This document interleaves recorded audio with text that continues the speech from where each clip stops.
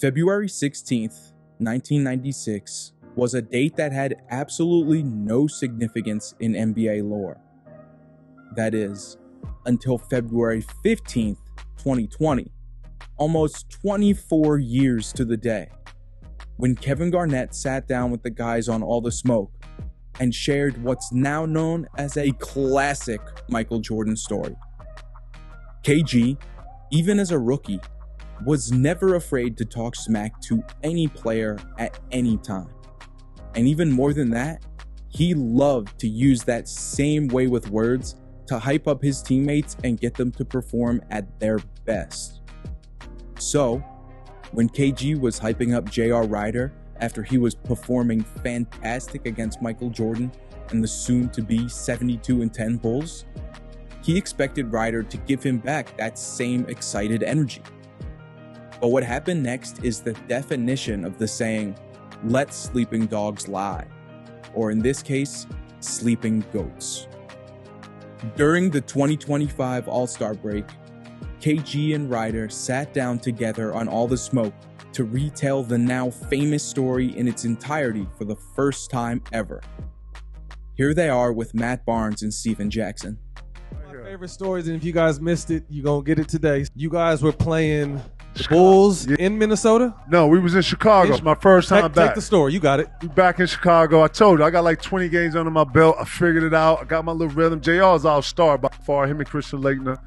But we back in Chicago, so I'm just fresh out of high school. We get back, and I got probably about 300 guys in the joint. Just, they in the house, you know what I'm saying? I got them right here, too. They like lower bowl right here, so I can see everybody, coaching everybody. So I'm just in a different energy. My teammate got crashed out. And Ronnie was in a bad crash, so I didn't really get no sleep, so I'm running off fumes anyway. Start the game, and yeah, I'm having a decent game, and I'm just feeling good. I'm just being honest. We on some young, wild shit out here, you feel me? And then that whole thing, man, JR and him going at it, but JR winning that, he holding his own. So I'm just feeling good, come out the timeout, and I'm just like, hey, man, keep going. I'm saying, you two, man, woo. So I go, man, you killing this motherfucker, man. You know what I'm saying? I'm going to come down, and I'm just throwing some shit, you know what I'm saying? So you were saying him and MJ are going at it. Yeah, they going at it, but in the timeout, we come out, if I'm being honest, it was just in the rhythm of the game. So it ain't really nothing too crazy, but he got it going. So I'm just showing some, hey, keep going tight, whatever, right? Because we know it's the Bulls. So this is when they was the Bulls. So as we going into it, I was like, man, keep killing that motherfucker, man. Woo. So I just get on by myself. He understand I'm young, I'm wild. He let me get. So when I go off, so I hear him and MJ talking like, yeah. And then ain't nobody really saying the mic like this. Mike's so heavily respected that, you know what I'm saying? So I'm just on some young wild shit out here. So I'm like, so I double back. Ball ain't out yet. Yeah. So when I came back with it, he kicking his ass and then tried to get out of there, he was like, what did you just say? And then he was like, nah, he don't know how I'm saying. So he was like, nigga, y'all better. And then I started them get a little extra aggressive with the conversation. I was like, oh shit, what? So he was like, hold on, don't look at me. And that's all I heard you say. When I said that, I saw studying body language. And the rest is history. Crazy story. What'd he say to get you in the hot seat? No. He was asking, he asked JR what I said. And then JR said, he repeated. He said, and then he looked at me and put the hands on the hip. What'd you say? I said, nigga, keep kicking his ass. You busting this motherfucking ass. And dapped him when we dapped. Exactly. I had to go, I went back over. MJ had you repeat it. He said, what'd he say? And then he said he was right there. That's the PG version. Right. Our version is, I used to have good games against Mike. Right. I was quiet though. Facts. Right, because you don't want to wake Mike up. So he asked me prior to playing against the Bulls, how you be doing against Mike? I get my 23, 24, 25, 26s. You know what I mean? Basically, I hold my own. I hold my own. So we playing and going to the fourth. I got about 19, something like that. I'm having a good game. Right on pace. I'm watching it, you know what I'm saying? And he in Chicago, he's serving Scotty. He's really all around in that game. One of his breakout games, I feel. Facts. He was working. He's getting Scotty, so I'm gassed. I got Scotty tonight. Right. In the stands, he was on some other shit. Chicago, Oakland shit. He was hyped to the roof, talking a gang of shit. I was on 15, dog. And I was on 15. It's quiet. He said, man, you keep going at Mike. Man, keep going at that motherfucker. And Mike right there. And we've been hyped all game. I went baseline, dunked on Mike and I think Robin or something. Right, two-hand, right. He came through the middle, dunked on Luke Longley, nasty, and moved it this way. Flash. Yeah, we in here. We was feeling good. We was talking shit, slapping hands. We wasn't quiet. We was handling our business. Right. But young and wild. But order had to be restored. Yes, absolute. Quickly. He's walk out the timeout. He's, man, you keep killing this motherfucker, man. I hear him. Right? You know what I mean? I hear you. So you know I'm looking for him to give me something back. When he don't do that, you keep killing that motherfucker. He can't fuck with you, dog. I was like, right? You know what I mean? Mike standing where the flowers at, by the way. Right. I'm young too. This is my third season. This is first season, so I'm young too. I'm with the shit. You know what I mean? And that's how I play. So we vibed right away. You know what I mean? But I'm like, man, this Mike, man. I grew up on Mike, man. I remember 7th grade having the shoes on and stuff like that. That dude to get you 50 real fast, right? So I'm like, right. Then he doubled down, triple down, I think. Say it again, man. You too strong for this motherfucker. Right. Keep killing this motherfucker, man. Right. And KGB, he right here. You hear me? You know what I mean? So he ain't giving me nothing, though. He like, yeah, right. Really get off and over here. Go get pimped. So I get the energy. And Mike right here. Mike right here. So Mike right here. He on the back leg. Oh, yeah? He on the back leg. Young fella know who I am? Now, little grandfather, uncle, chew the bubble gum. Right there. He said chew you know what I mean? You about to be in trouble, right? Type shit, right? Right. Switch. A leather belt or the switch? Which one you want? Straight up. So we walk by and Mike looking at me and KG and looking at me. So my spidey instincts told me go a little closer to Mike and holler at him, right? I say, cool him down a little bit. So this way he got to understand. I say, hey, Mike, man, he young boy, man. He don't mean no harm. He don't really know what time it is. You know what I mean? He don't really know what time it is. He don't know the name of the game. You know what I mean? And Mike said, Mike ain't really paying attention. He hear me, but he in killer mode, so he's not registering. It's I said, too late. Like, I didn't know. You know what I mean? I said, he don't know what he talking about, man. He just up there talking. He hype, man. You know what I mean? He don't know what's up. He don't know what time it is. He's like, all right. Oh, that's nice. I said, all right. So the game started. All I know is they usually run triangle. Right. None of that. I'm on him, and it seemed like the shake, the Catino and Stevie used to work. Right. It seemed like everybody disappeared. I felt everything. By yourself. Right? You on the island. So he hadn't done that the whole game. So he caught the ball and went, he did, I don't know what it was. Right. It was a little sign that they had. And everybody moved out the way. Right? He did it 4 or 5 times in a row. Bucket, foul, and one. And I jumped high, so he had that fadeaway. He'd be leaning, his foot his foot would touch you. You know what I mean? He'd be leaning, right? And I'm on him. I hit hands, and one. I said, damn, right? That was about his 9th or 10th point straight. You know what I mean? So he wasn't done. Bam, right. Five, bam, and can't one. Even help. We like, you by yourself. Then he was hitting about 2 tough shots. He ran off about 15, 16, 17. Word. It might have been 10, but it felt like about 14. He straight. Like 15 straight. ISO. And then we could do nothing. So we come back. It's timeout. We out of breath. He can hear us. Man, this motherfucking KG talking shit to motherfucking Mike. Right. Nobody talk to fucking Mike, man. I got to guard this motherfucker, man. You know what I mean? Right. That's when he went crazy. Yo, man. My fault, Jay. My fault, man. You know what I mean? I said, oh, good, man. Told you shut the fuck up, man. It's Mike, nigga. I got to guard him. You ain't. Like, everybody shit like, and then it hit me. I was like, damn, that was real. I ain't got to guard that motherfucker. You right. We was a little defeated. Mike talking shit. Like, y'all done? Y'all ain't even going to fight back? Nah, we done. You got it. Oh, y'all done? You got it, man. Yeah. Hey, KG's like, man, I was telling him, man, keep busting that nigga ass. He wasn't giving me nothing back. I wanted him to give me some wild shit. Nah. Right? The fuck up because over look, here, I got it. KG right here. Mike, I can see y'all, right? We play hoop, right? I can see you right there. Peripherals, right? So I'm like, right? But Mike right there, I see him, right? I'm like, man, this dude is tripping, man. Fuck you know that. what I mean? You know how basketball is real, right? So Mike was one of them killers. How I feel Kobe became, right? You know what I mean? I seen Kobe my first 3 years. He was playing behind Eddie. He'd come in and do what he do. I'm already warm. I'm a grown-ass man, 25, 26, 220, 223, right? But he had a hell of a crossover. He's fast, and he really had that killer instinct. Mike was a different animal altogether to me, right? And I'm not trying to put nobody against nobody. Kobe's the closest thing to come to Mike, period. I think he's right after Mike as far as that wing play.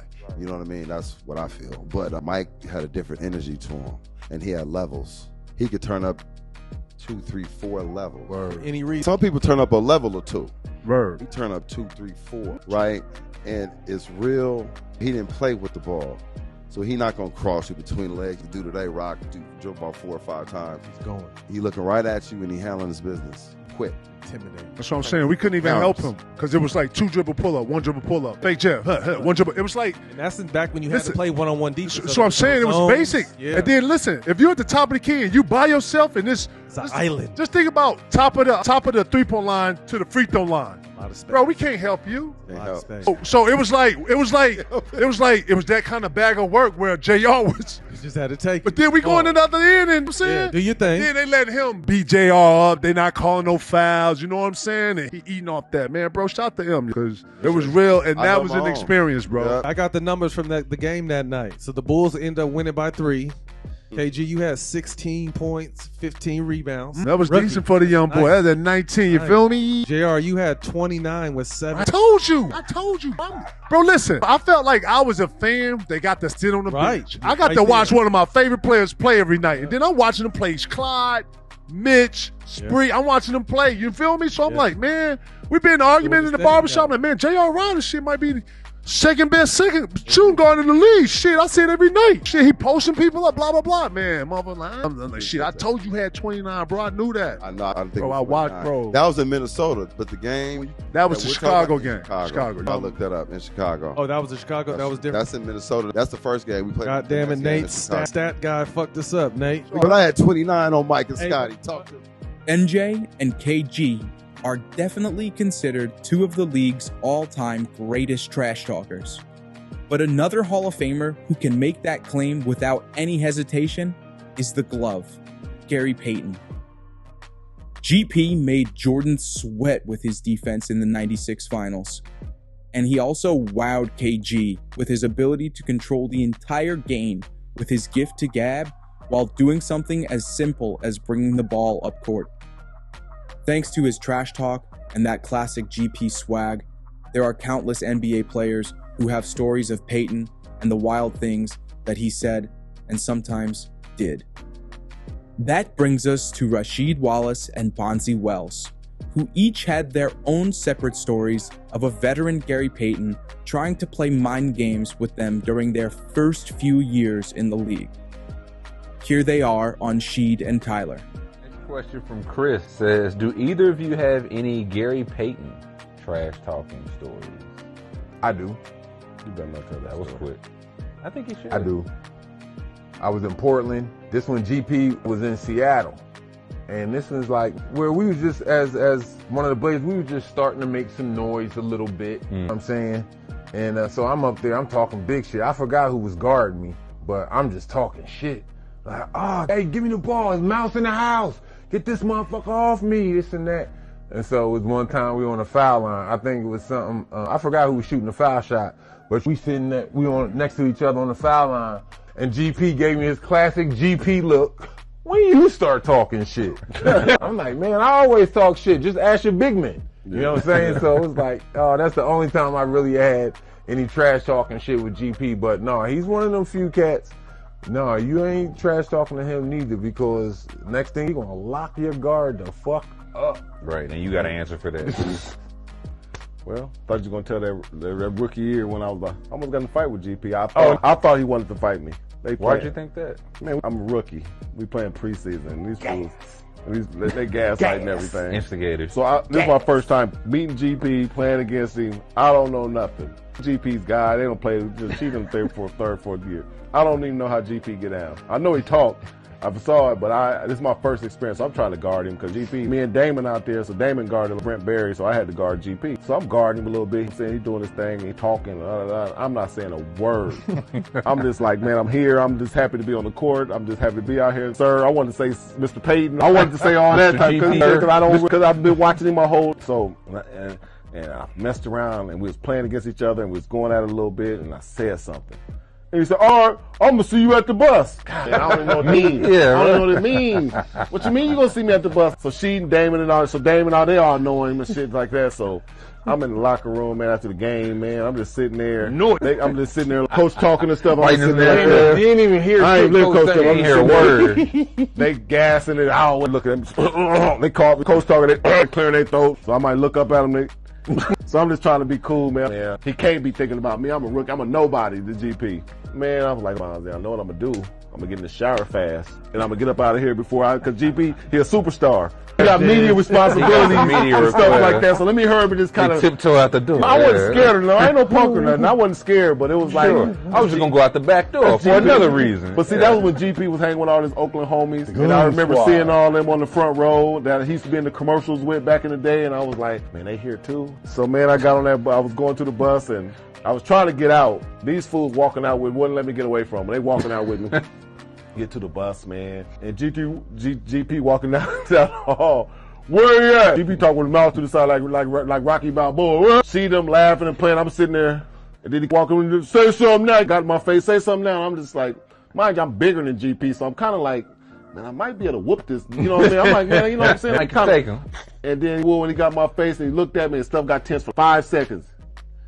He said, man, I like you. You got heart. I'm just messing with you, young fella. And tapped me on the side. They laughing. I'm shook up, man. And they gave me a hug and messed with me, man. He's been my partner ever since then. Man, these dudes. My man got on the bus. He had something to drink, a little Gatorade. They instigated it so hard, man. I'm just like, man, this is like my first 2 weeks in the league. I don't really know. I just already got into the karate thing that we talked about in the practice. So I'm just trying to get life now. Man, I'm like, golly, this is what it's going to be for me, man. Everybody want to fight me. I think I'm cool. Everybody want to fight me, man. But they were just testing me, man. Just cause she them probably already told them I was cool or whatever, and they was just testing me as they young fella, man. But it was hilarious. Man. Oh yes, it was. And we've been tight ever y'all since. Y'all knew GP was gonna do him. Cause that's what he do. GP gonna try you. He gonna test you. It's like that rookie hazing. It's like rookie hazing, you know but on the court. And see, that's the thing. You think it's just on your team? Right. Fuck no. If you a rookie and I'm a vet on another team, I got 10, 12 years in some shit like that or more, and I'm on the other team. Oh, that's your name. Rook. What up, Rook? Rook. If I see you out, hey, let me get this, that, bang, bang, bang. It's on the and, you know, we ain't on the same team, but still a rookie. Yep, that's how I went. Damn GP, man. That gone. That was hilarious. Hilarious, man. Ooh, that boy. Speaking of Gary Payton, who did he think was the greatest trash talker of all time? As someone who was highly regarded in the art of smack talk, his opinion on this matter is extremely sought after and respected. Well, when he was on The Old Man and the Three, he gave a list, but the one name that stood out was an 80s legend that many have said is also their trash-talking goat, the hick from French Lick, Larry Bird. Payton would share with JJ his favorite Larry Legend stories, and the one word he kept using when describing Larry's trash talk game? Cold. Did you have an all-90s trash talk team? Me, you got to get Reggie Miller. Larry Bird, he was just good in it. He was one of the good ones. I only played against him for 2 years. He was really, really good. MJ used to give his little things underneath his breath. But people don't really understand. Chuck Percy was a cold one, too, boy. He used to talk a lot of trash. Rifleman, man, he used to talk a lot of gang, the best. So us five, we'd have been something else if we'd have been teamed up together, man, talking a lot of trash, man. Because we'd have had everybody discombobulated, man. I'm telling you, man, we'd have did a good job. What was Larry's trash talk style? Like, what were the things he would say? He was cold, man. He'll tell you like this. He'll bend down, say it soft to you. He's like, you know what? I don't know what you got for Christmas, but I know what I'm going to give you. What I'm going to do is I'm going to take you on this block. I'm going to dribble 2 times, and then I'm going to pull up in your face, and the neck going to say, shoo, and then that'll be your Christmas present for me. I was like, whoa, you cold with that one, man. He used to tell you where he going to shoot it in your face and how you couldn't stop him. And how you ain't no good to him. And I was like, whoa, man, that's just a little bit, that's disrespectful. And then it'll happen. That's the whole cold thing about it. Everybody used to say Larry Bird was slow and all that. Game. Now, I don't care what nobody say. He had the ultimate game. And he used to do it. He used to back it up. There is definitely a case to be made for Larry Bird to be the greatest trash talker of all time. But when it comes to the 1980s, The legend was head and shoulders above his peers at using his words to get his opponents off their game. But when it came to Larry Legend himself being disrespected, there was one easy and ironic way to set Larry Bird off and ensure he was going for a 30-point triple-double on your team. Isaiah Thomas, the leader of the bad boy Detroit Pistons, spent so much time facing Larry and the Boston Celtics, especially in the late 80s when they were always battling in the playoffs. So when he went on All the Smoke, he was able to share that one thing that Larry found as the ultimate disrespect. Give me a little bit more about the LB though, Larry Bird, man.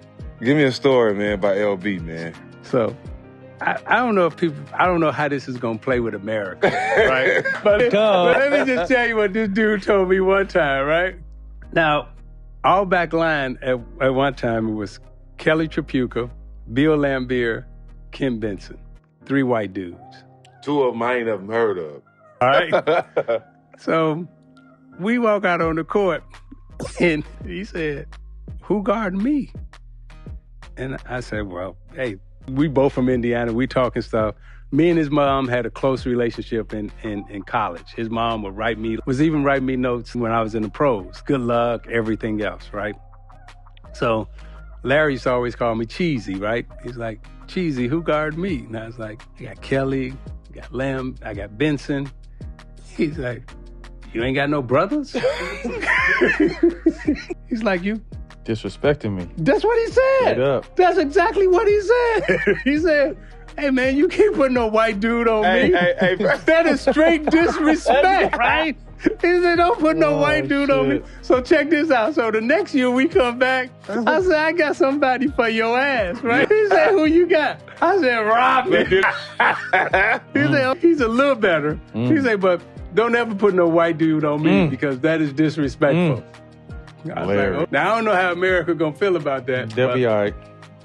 But I think he said it in Sports Illustrated, too. You can go get the quote. I heard other people talk about Larry Bird, and I had conversations with people like John Sally, and he said the same thing.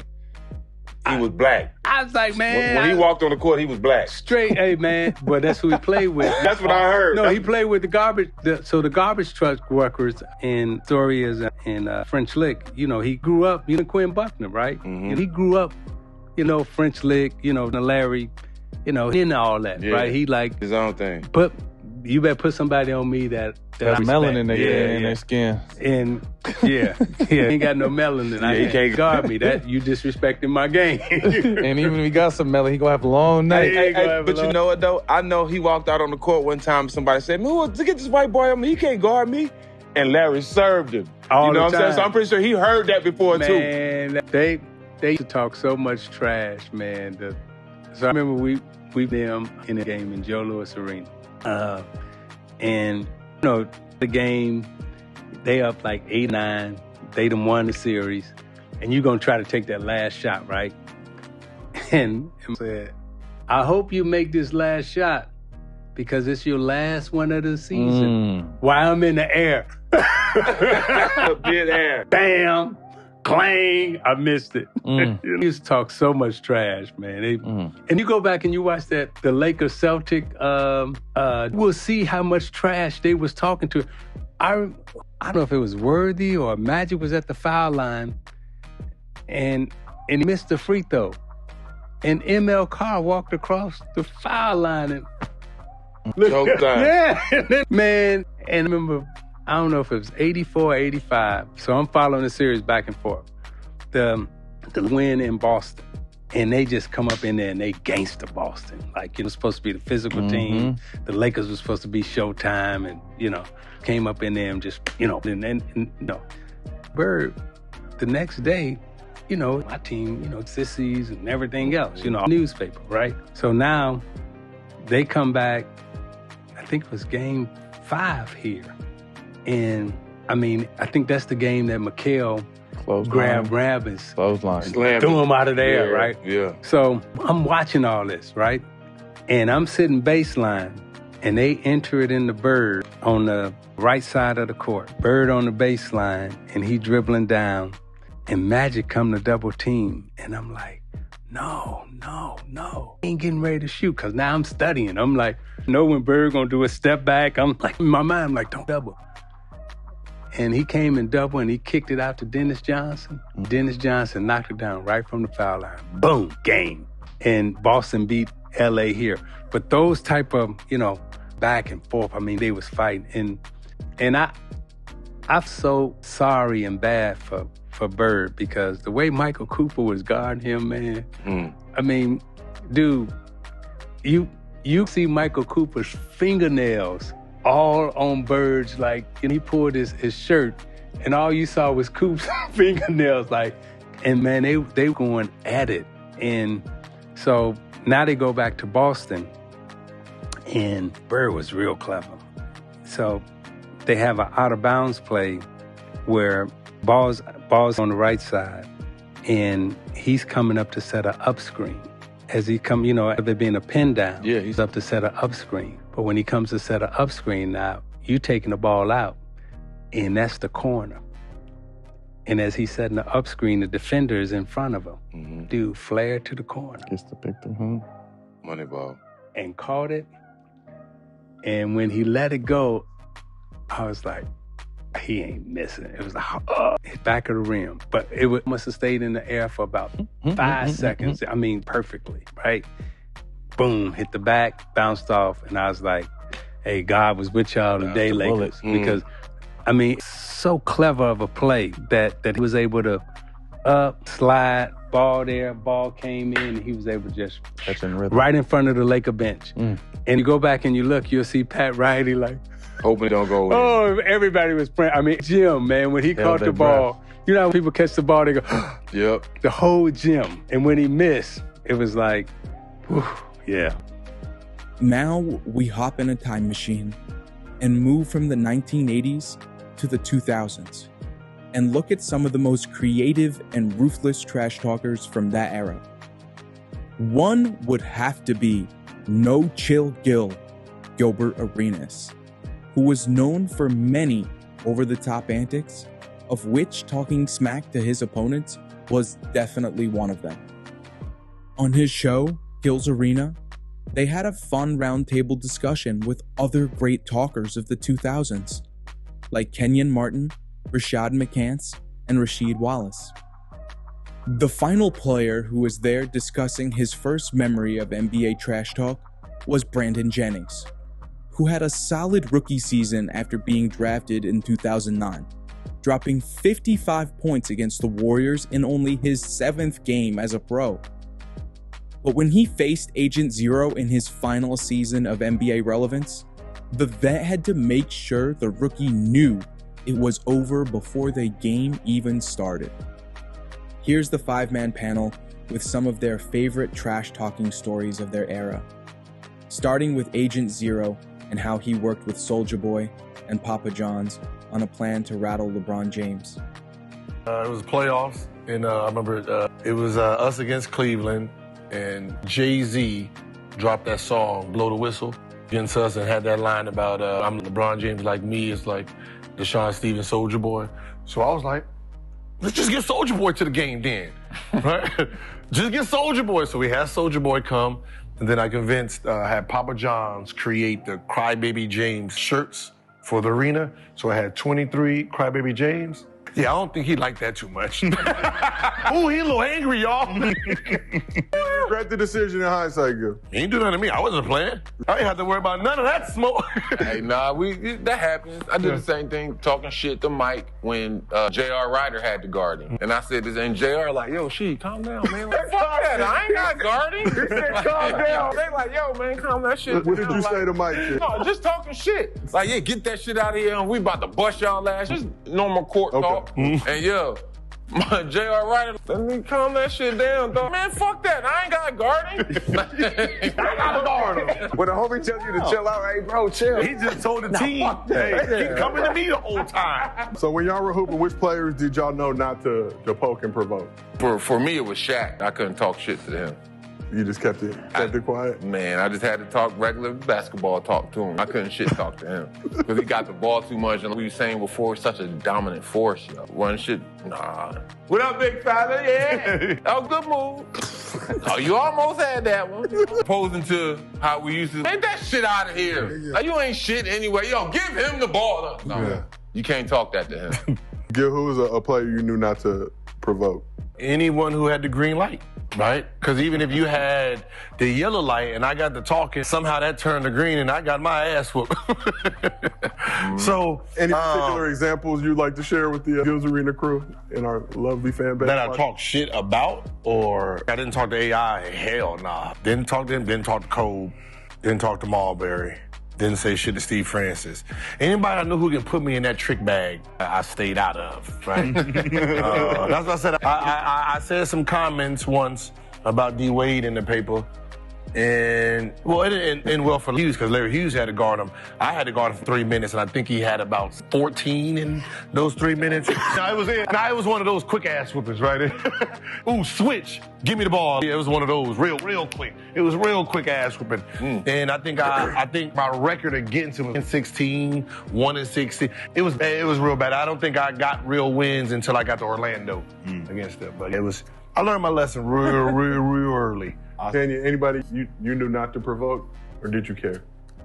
Yeah, I give a fuck. I just needed to confirm. I have my assumptions. Oh, no, I talk shit to Kobe. Everybody knows don't talk shit to Kobe. I'm going to talk shit to him. Like, that's what it was. No, I'm not the back down kind of a guy. I don't give a fuck. I talk shit to him, bust his ass. I just thought about it. Who are you pointing at? Underdog. Yeah, right there. This nigga right here. Before I went to him, before the game, I went to him. Mouse in the house. Bring it over here. Mr. Big. And you know what happened after that? Karma. He got suspended. That play. Look at God. Boom. I did. Boom. He did that too. Boom. Leave me alone. God damn it. Leave me alone. Brandon, any players you knew not to provoke? Man, listen, I wore this shirt during the lockout one time. I remember the shirt. From Under Armour, and we made a shirt called Nobody Likes a Snake by Kobe. It was Kobe colors. I said nobody likes the mama. And then that next year he guarded me off. I think the next year after that he guarded me full court at a rough night.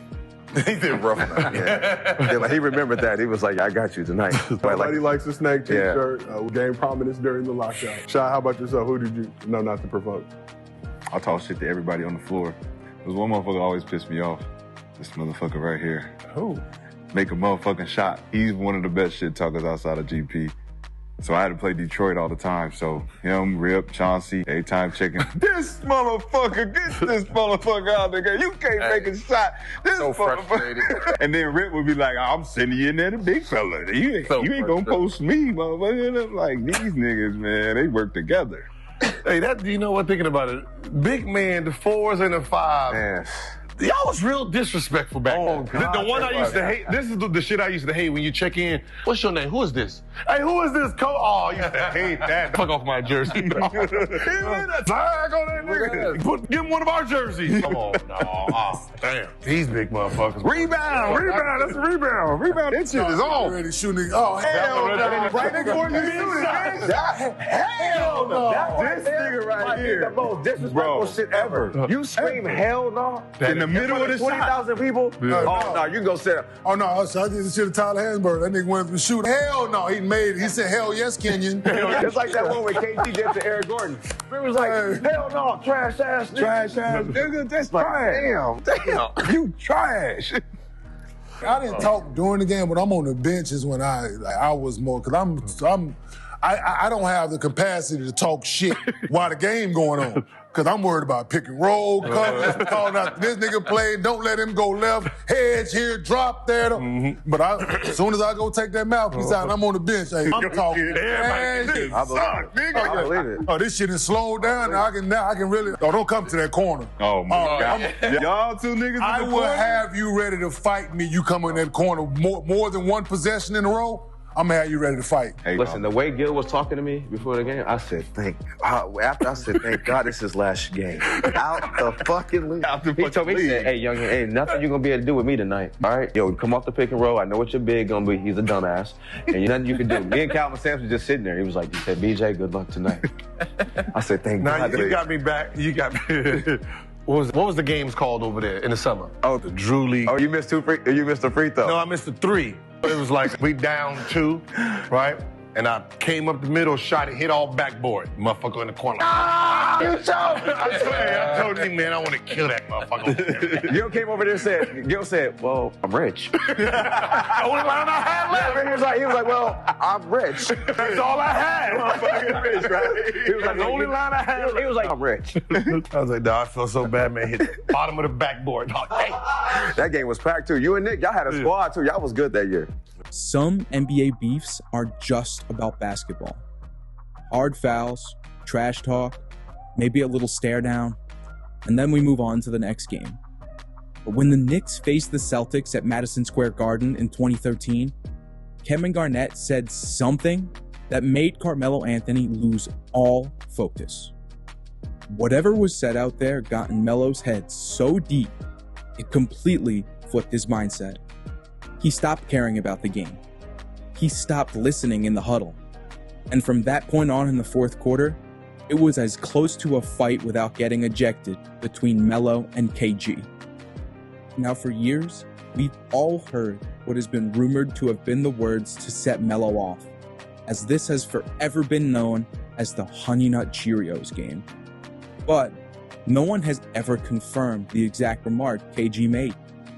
However, on an episode of 7 p.m. in Brooklyn, Melo and Iman Shumpert finally opened up about what really happened during the game and also in the parking lot after the game. Ticket always looks down and start talking. Right.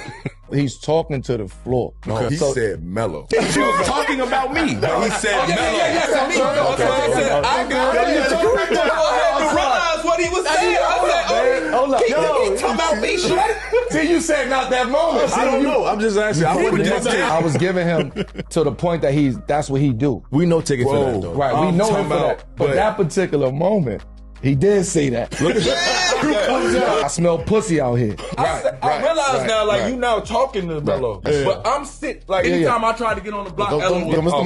Anytime I try to get on the block, Ella will calmly walk over there like, what are you doing? But I'm like, bro, I feel like throwing him with this nigga. You know what I'm saying? Nigga been talking too much. I need to get one That's what he do, man. We played him one time. This nigga had the rubber bands on his arm. This is smacking the rubber band. I'm like, yo, what the fuck is this nigga doing? He's trying to hurt himself. The rubber bands on his soul. Bop. I'm like, yo. He going more insane every time you do it. He start biting his fists and shit. He start punching himself in the... Yeah, but I love that. That was a moment. Also, this is what I was getting at. As weird as he do all that shit and it's crazy, one, it's consistent. Mm-hmm. Two, even though he doing all that extra shit, these niggas some hoes, he doing all that. But he also would be like, hey, no, Lord, get him off that post. No, Melo ain't getting to that. No post. He know basketball. Real talk. He's a student. Shot going back door. Don't worry about it. Let him shoot the three. He want to go back door. Don't let that nigga get his hands on the rim. He'll be a fuck that nigga. Real talk. Fuck that nigga. Don't let him get to his shit. I mean, he know the scouting for. He know the game. He's a savant. He's obsessed. He's obsessed with the process. process. Melo every move like Absolutely. me. Okay. You know what I'm saying, bro? He knowing the plays, he knowing where you trying to get it, and he will disrupt this whole play. But there's that gray area where it's like he's talking the shit because this is part of the game, and then there's certain words that were trigger words. He knew early on mine gonna bug out because he never dealt with this. He'll give it up one day. He'll give it up one of these episodes. That's what's wild. I got you. You know what I'm trying to say. It was never said. That was never said. The shit that they thought was said wasn't even funny. I just didn't get. Why would they think dude to get that mad if he say your wife tastes like honey nut? Like, come on. I was just like, it's just not even good. It was like the beginning of NBA Twitter, really. NBA Twitter was still very but at least say frosted Cheerios, something that's banging. Why would he pick Honey Nut Cheerios? That's what was tweaking me out. Why would he pick that? Out of the insult most that y'all could do is y'all trying to promote a cereal brand with this? Yeah, that's wild. Real talk. It made no sense. Who picks Honey Nut Cheerios off the rip like that? It made no sense. It was static. It was, you know what I mean? Give me some. You gotta go down. A lot of people started to get involved in that situation. Yeah, it got crazy. Like, a lot of people started to get involved and conversations had to be had because he told me some bugged out shit. He definitely said some wild shit. He told me some wild shit that we don't speak about. We don't play. Hold on. Because you said I won't bring it up. I won't bring it up. You know what I mean? We men now. We you know what I mean? But at that moment, he crossed the line. He really crossed the line. It wasn't He's intense. It wasn't I did this. Hey, sure, I set it up. It wasn't with the tabloids. Shout out to KG, man. Hey, you know what I told y'all about after the game? All right, here we go, man. I want to hear this. It started because he said, I smell pussy. Okay. That's what that wasn't the phrase, and I'm not going to reveal the phrase. But go ahead. Go ahead. I can say it? I can say it. I can say the phrase. No, I'm saying it started. It started with that shit. Yes. But by the time you'll see in the game where Elo literally, he shot a shot and the shot went in, but he doesn't even process the ball no more. He just turns his whole attention to this man, bro. He running back. He's not looking at the game. The game was over with for Melo. So I jumped out. I checked out the game. It was 7 minutes left in the game. I'm on the sideline, just drawing up plays. I'm looking this way. I don't even know what's. Hey, Tony, you with me, Melo? Yeah. He's like, no. Melo. He said, right here. So, you with me? All right. He said, you with me? I said, I'm with you. I said, we gonna win the game. I'm with you. He said, nah. So the game, I was checked out. Yep. Right. It didn't matter unless it was gonna be one-on-one. If you gonna throw me this ball and you gonna guard me, then it meant something. Other than that, it was like, how many shots can I miss? And we bump each other and do. It was wild. I could tell Shorty done checked out. You see what I'm saying? All right, check it out. After the game, in the Knicks in the Garden, you got to cross to go to the locker room. I didn't go to our regular way to the locker room. I went their way. It was 15 seconds left on the clock. I started creeping to early as hell.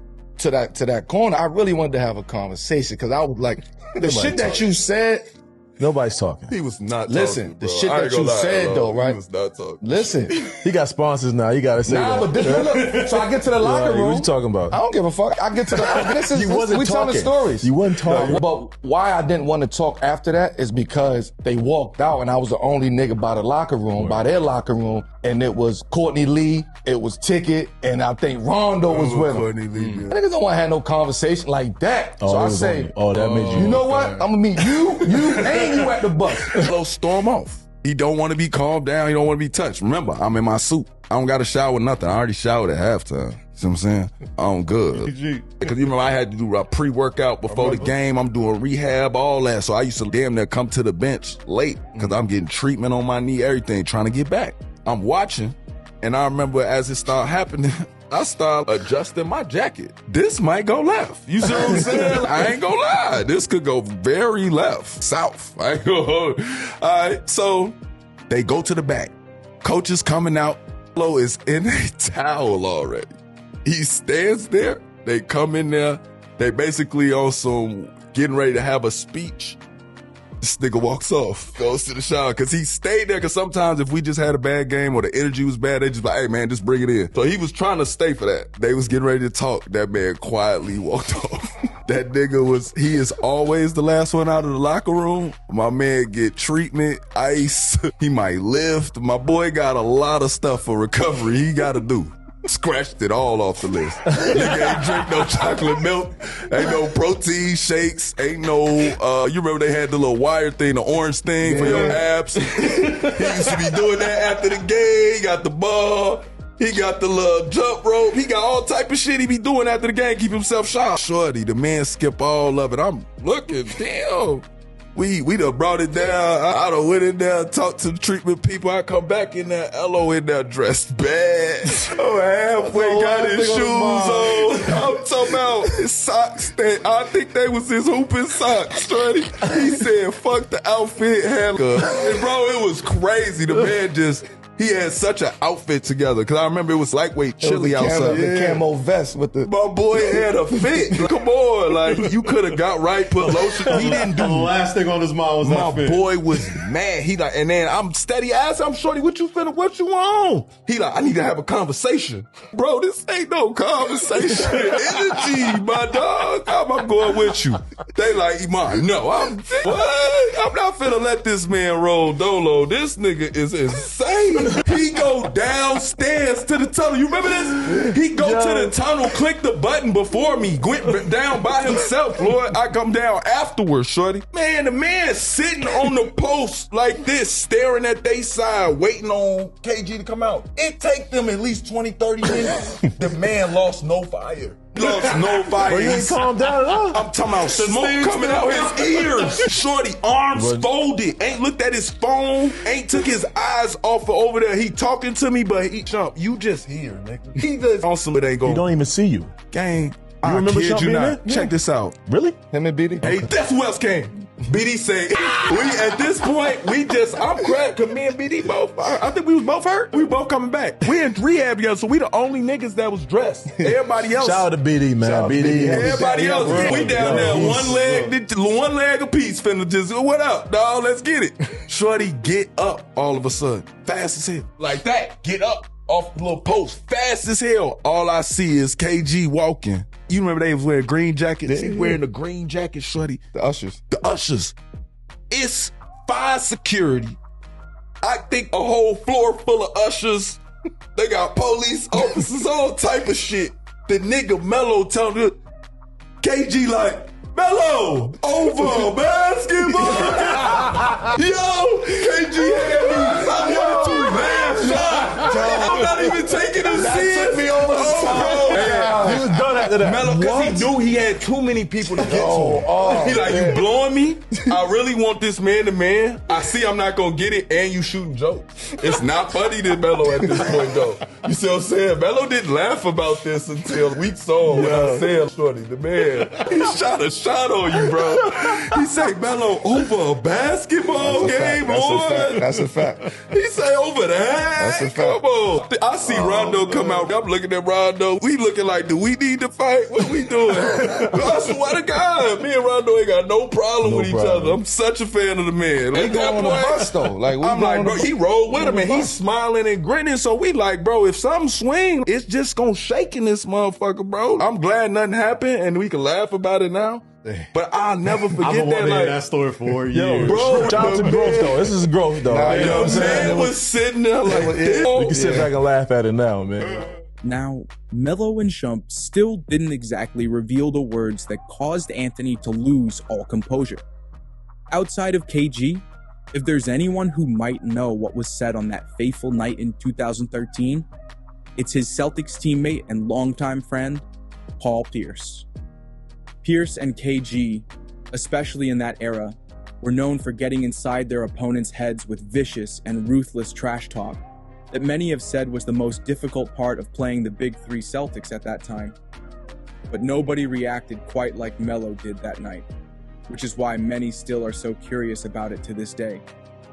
When Pierce was on Podcast P, he was asked directly for his memories of that night, and whether he spoke to KG about his trash talk in the fourth quarter. It's about this infamous game that doesn't get discussed enough, is that not only would KG and Melo be seeing each other again in competition that season, but they would have to be teammates together within a month of that game, thanks to both men making the Eastern Conference All-Star team. This wasn't like two guys seeing each other after an age-old beef ready to squash things. For Melo, this was still a very fresh wound. Here's Melo and Shump once again on what happened when Melo was forced to team with a man he wanted absolutely nothing to do with. All-Star Weekend happened right after that. I'm telling you, Shump is on site. Real talk. Real talk. It's on site because it's still fresh. And I'm steady telling him, but it's a storyline. Melo, KG at All-Star Weekend. So what's going to happen? And I'm telling them, I'm like, shorty, you know me. I'm one of the most it's lit niggas in the world. Like, I will be like, I don't care, nigga. I'll fight. I don't care. Love that about you. Even I was like, You love that about you. hey, Melo, it's All-Star Weekend. Nah. You can't whoop on somebody. Was the energy still you high can't that jump first on practice? somebody. Let me get to that. I just couldn't have been the It was evil at an guy. all-time He would high. have been the evil guy of the NBA. Right? You'd have been the most evilest man of the NBA. Think of this. So picture this. He did the over basketball first, okay? Right? It was like this. No, that's right? hilarious. I don't know why you did it like that. Talk through that motherfucker like this. Over all the ushers, though. Over all the ushers, Oh, though. bro, it looked like he was scoring over. It was like the good times. First of all, nigga's 7 feet, so Somebody's right here. All you see is this. That need to be the NBA so logo, keep that man. in mind. So now it's bubbling, getting to All-Star. Now, in my mind, I have a conversation with him. I don't know what's what. I don't know what he thinking. I'm on site, I'm on site. Get to practice, All-Star practice. I'm over here. I'm playing the side, though. It's a pit me and Brown on the scores table. We're just playing the side. We practicing. David Aldridge is interviewing me. He says, ticket is floating around. And you know what I mean? It's the cameras on the court. So, hey, man, what's up with you and Garnett? Like, y'all on the same team. You know what I mean? How is it? Before I can answer, ticket comes over, put his arm around my neck. Now I'm like, camera's on. You playing with me, right? You playing with me. First you gave me the over basketball. Now you threw me in the lock. Right. Nah, man, shit ain't about nothing. Right? I don't have no time to tell my side. Right. You jump right in. Boom. Nah, I ain't. Manipulated the situation. Right. So now I'm like, oh, I feel nasty. This is the nastiest hug I ever felt. Like, so I really don't know what type of time he on, and I really I'm on site with him. Right. But what that made me do, no, right? It broke me down because what we really doing. You get what I'm saying? What we really doing? Yeah. I don't really know if I really want to accept this. You know what I mean? This ain't the apology I'm looking for, nigga. This is, let's go to the side and have a real one-on-one conversation at All-Star, and let's get to the bottom of this. That's the time that I was on. And did y'all get to the bottom at All-Star? Nah, this is what I'm saying. We ain't never get to the bottom of the shit. We never get to the bottom of the shit. I never tried to get to the after that. Was just after a while though, it's too much. Yeah, it's like we felt like little kids bringing it back up, but now it's funny.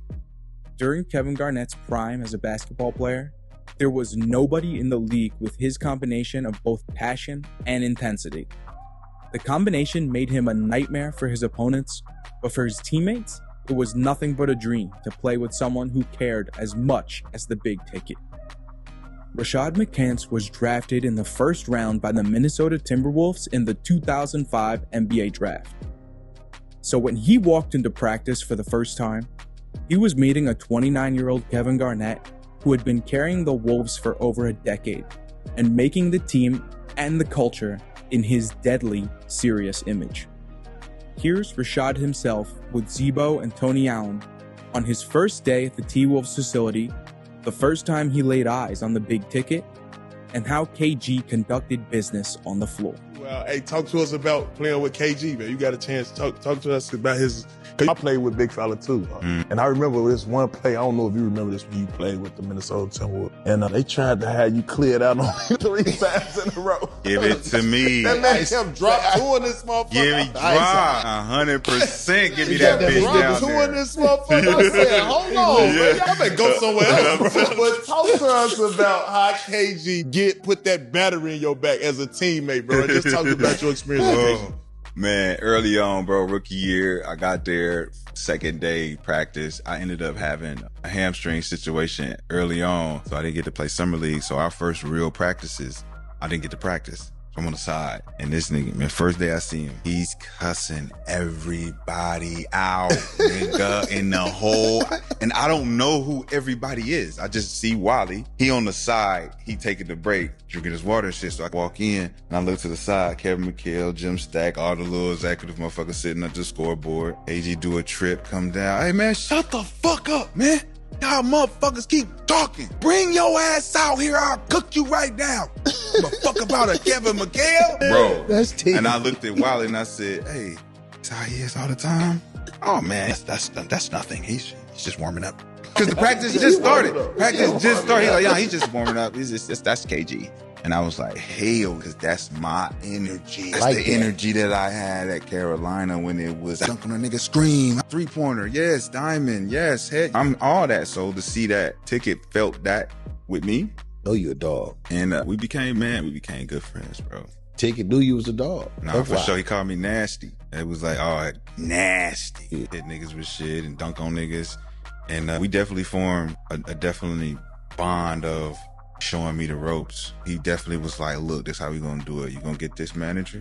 Look, you go to this hotel? Nah, we ain't doing that. You gonna do it like this. Nah, you ain't one of them. You one of these. We walk into the jet. He like, this the life. Stop and look at this. This is it, bro. This is VIP. This is Ticket shit. You want to get to this level, you gotta understand how to appreciate the downtime. Right. And it was everything. You know what I'm saying? Ticket was one of them. You know what I'm saying? Definitely. In 1995, Kevin Garnett decided to forego his college education and declare for the NBA draft right out of high school. No one had accomplished that in 20 years. So what exactly made an 18-year-old KG think he was really ready for the NBA? Well, the summer prior, just as Garnett was beginning to realize his test scores for college weren't ideal for the schools he wanted to go to, he went with a friend to go to a private scrimmage with the Bulls in the hopes of playing with or against the dynamic duo Michael Jordan and Scottie Pippen. What happened next literally changed the entire trajectory of KG's life and the basketball world forever. Here's the big ticket with the Knuckleheads crew on that fateful day when a high schooler went toe-to-toe with one of the game's absolute best. My homeboy came up there and said, man, let's go down to the multiplex, man. You know, Jordan be down there playing. This the year Mike didn't play. So I was like, man, I don't want to play no fucking ball, man. Fuck the plex, man. They ain't gonna let us in that motherfucker. No, I gotta, you know what I'm talking about? So we go down there, MJ in that motherfucker. And there's about 200 people on the glass just sitting there watching. Right. And Mike in there. And I see some hood niggas in there with him. I see Carl Harris in there. I see a couple other hood niggas I know in there. And then I'm with three motherfuckers. You know what I'm saying? I'm with the guys. So we show up, we all in here watching. And when I came in there, my guys say what up to Carl Harris. He know us West Side, right? So we go in here, whatever. So as soon as we get in there, Mike hit the glass, like let the big fella in. So I'm like, oh shit, throw my shoes, man. Got my shoes. Like, go in here, suit up. As soon as I get in here, I'm a big man, D. When you're in high school, you play big man. You ain't chasing no guards. I might play a 21 or 32 somebody here, a guard or something, but I ain't organized in here. I'm in here posting up, got post moves, all this shit, man. He put me right on Scotty. And Scotty was like, man, y'all put this young puppy ass nigga on. Man, let me get it. And when he clapped, the echo in the room, this is my first time in front of these niggas. And then I'm looking at, damn, I'm in here with Scotty, man. Man. And then his face was like, man, this little man, he shot this big long ass three, D. So much that I looked at that motherfucker and bam, he hit that motherfucker. Damn, I looked like, man, almost like the face of some easy work, man. When I saw his face, I was like, and just my natural reaction, I called for it. MJ threw that motherfucker, and I took 2 dribbles, Kid gave him a little move, and I let my shit go. Man, my shit hit, dog. I thought I had won the championship. Look, I was so gassed, I jumped. So I don't know what you think this is, nigga. He was like, what? And he shot me the ball. I shot him back. Nigga pushed up. Said, nigga, I had these niggas kill you in here. Man, them niggas jumped up. Carl Harris like, no, young fella, you can't do that in here. No, young fella. Hey, no. Carl Harris got it under control. Fuck is you talking about? Them niggas off. Game over. George, young fella, I love you, young fella. He got the fuck out of there. I looked up, and I had fucked the whole run up. Get ready. You know what I'm talking about? We in here just wilding, right? And I felt like this, damn, see, man, that's why I didn't want to come down here. I was already in the shit mood. I'm all in my head with it. But what I didn't know, in the corner over there, I saw a purple-ass jacket and some feet. It was Z. Yeah, that was Scottie Pippen. Boy, you crazy motherfucker, boy. Man, Joe, boy, I just saw you play against Scottie Pippen. Well, you can go to the league. And when he said that, boy, everything stopped, y'all. I looked at that man, I said, what you just say? It's Isaiah. Zeke was like, come here. Lord, we sat there for two hours. And I can actually repeat what he said verbatim. When he told me that shit.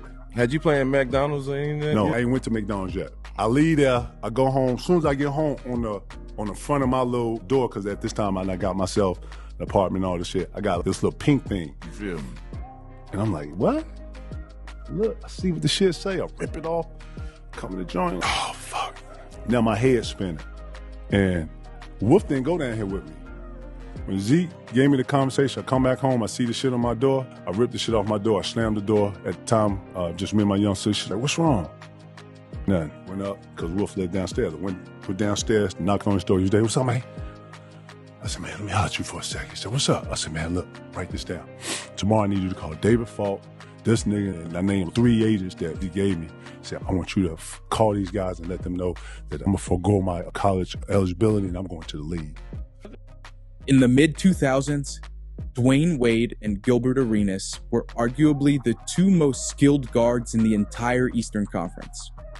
Both guards were dynamic, but in totally different ways. Gilbert was more outside in, and D. Wade was more inside out. But both guys got it done as the stars for their team. But here's a crazy stat. During Arenas' apex for Washington, those 3 years from 04-05 to 06-07, he went head-to-head with Wade in 12 games during that span, thanks in large part to the Wizards sharing the same division as Miami. D. Wade's Heat won every single time, including a sweep in the playoffs in 2005, where Wade absolutely dominated Gilbert statistically. It makes you think, especially knowing what we know about Arenas now as the host of his own show. Did he say or do something to set Wade off? Well, Arenas was with Rashad McCants on the show in question and told a story that might explain that dominance Wade had over him when Gilbert was at his best. Plus, Gilbert goes into detail on how he almost teamed up with Wade during his rookie season in 03-04. Here's the outspoken 2000s legend. What made D-Wade's game so special? The way he, like you ever seen like a tiger or a panther, how they get low to attack? That's how he played. Mm-hmm. So when he's coming at you, he's low and then he's exploding up. Even his pick and roll, to this day, I don't know what he did or how he got through pick and rolls, but it was one of those things where he got so low and exploded, it was really hard to guard the dude. He was really explosive. D-Wade, man, shit, man. I ain't never really seen, he said the one word to explain him is explosive, quick, elusive, you know what I'm saying? Splitting that pick and roll. He had certain moves that he introduced outside of Ginobili, which is him mastering the Euro after Mano introduced it to the world. And then he had this baseline spin move where 2 dribbles to the baseline, spin back, dunk on your ass. And it's like so many things that you could try to do to stop him. And then once he had his midi going, he could pull up to the free throw line and get that shit going. And it's a long night if he hitting the 3. And you never know when he's gonna dunk on whoever the fuck down there. The snatch back at the free throw line. That drive really hard, that reverse snatch. When he hit Baron Davis with it as a rookie, going into the play, When he introduced certain moves for a guard like me, seeing a game changer when you can come in, give a move, and it work every fucking time. And you're like, I need that in my game. Once you put that in, you're like, oh, this is why he's so cold. But he had elements to his game that make him a Hall of Famer. You know what I'm saying? The explosiveness. He said, it's hard to teach a kid how to get that low and get to the basket and finish. And the only thing I wish about D-Wade that he didn't hit the ground so hard. He was always falling and flailing. And that was one of them things. That's why he got to the free throw line. So Wade told Rachel Nichols, I've been Batman, I've been Robin, I've been one of the three Stooges. Damn. We talk about his career, everything he's done. He was also a devastating 6th man on that gold medal winning Redeem team in 2008. Really helped uplift and elevate them. But does Wade get enough credit for being able to play different roles on championship level teams? I think he gets his flowers. No one's ever questioned Wade's talent. Even when you think that, and when history starts looking into USA basketball and what team was best, and him coming off the bench, like how, right? But I think that year when he went bald and showed up to USA, it's like, oh, this is another man right here, right? So I think he adapted very well to all different situations, and that's a talent in itself, right? Going on, having a team by yourself, then Shaq coming, right? Nobody realized that when Shaq came, they actually embraced. It was a great merge. There was no hiccup. It was a great merge. And then Shaq leaves. Wade has it by himself. And then boom, LeBron comes, right? As to players, they didn't have a hiccup. The team that bench was just old. Right? They couldn't come off the bench. And then, even that first year, though, I think there was 23-game winning streak. But Bron coming in from Cleveland, used to being a man coming into Wade County, I think against the Mavs or whatever, kind of that whole shit. Just with Wade being like, look, I've been a champion before, let me lead you. So a little bit, but after that. I wonder what the Three Stooges comment. Is that Three Stooges? Three Musketeers sound a lot better than the Three Stooges. You know what I'm saying? So for me, I've seen when Shaq comes in, it's a no-brainer that you gotta scoot over, right? Because Shaq is coming off of, this is 2002. This is when they lost. No, 2004, 5. 2003. It was a 2003, 4. 04, right? So if you think about how Shaq was in that series that year, and then going to Miami, if there's no drop-off for Shaq, you got to scoot over, little fella. Let me show you how it go, show you how to be Kobe. But then it's like D-Wade took that year to learn from Shaq. Then he comes in, what was it, 05, 06? And then he becomes Flash. Right? That's the first time we seen Flash. So I don't really like the notion of people saying that he played Robin to LeBron, because the decision for him was a teammate decision. We were talking yesterday. We're not dumb. I know how to dumb down my game when another good player comes in. Two good players come in. He don't get enough credit for allowing them to come to his domain and sharing the wealth, sharing the seats, and then giving the credit to LeBron. And I think what Pat Riley did was to be able to say Dwayne Wade is the best Heat player of our franchise history. No knock on LeBron, but D-Wade held it down. Being able to say, I'm going to allow you guys to come in here and sit next to me and help us win. But all of the rest of his journey, even when he goes to Chicago, goes to Cleveland, those are decisions that I don't think he wanted to make. I think he wanted to stay in Miami. But when you force a man's hand, the trajectory of his career changes his path, and it's not really by his choice. Did he end up back in Miami to close out his career? I'm just glad he was able to do that. You know what I'm saying? And that last game was epic too.